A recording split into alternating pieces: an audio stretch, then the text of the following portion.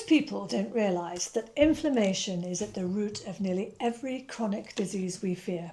Diabetes, cancer, heart disease. But what is inflammation?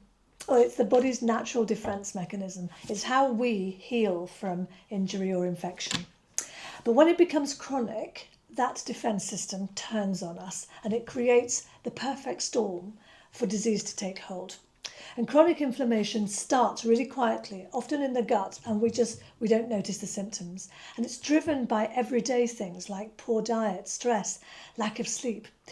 Our bodies prefer to live in balance, and when we eat well and we manage our own stress, we restore our alkalinity, which reduces inflammation, and that protects our health from the inside out.